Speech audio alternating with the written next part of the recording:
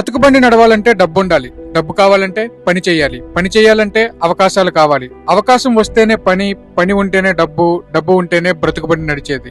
ఈ చక్రం మీదే బ్రతుకు బండి ఆధారపడి ఉంటుంది కదా, డబ్బు నుండి డబ్బు వరకు.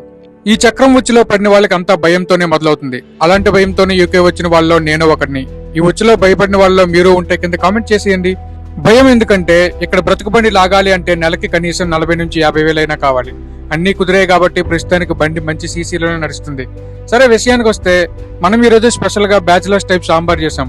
అదేంటంటే అన్ని వెజిటేబుల్స్ లేకపోయినా సింపుల్ గా చేసుకునే సాంబార్. చూసారుగా, ప్రాసెస్ అంతే, అంత సింపుల్ గా ఉంటుంది. మెయిన్ గా సాంబార్ చేయడానికి పప్పు, చింతపండు, సాంబార్ పౌడర్ ఉంటే చాలు, సాంబార్ చేసేయచ్చు, టేస్టీగా ఉంటుంది.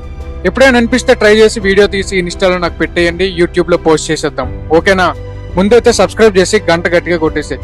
ఇంకా ఏం చూస్తున్నావు, సబ్స్క్రైబ్ చేసేసావుగా. సరే మరి, నేను నెక్స్ట్ వీడియోలో కలుస్తా. బాయ్.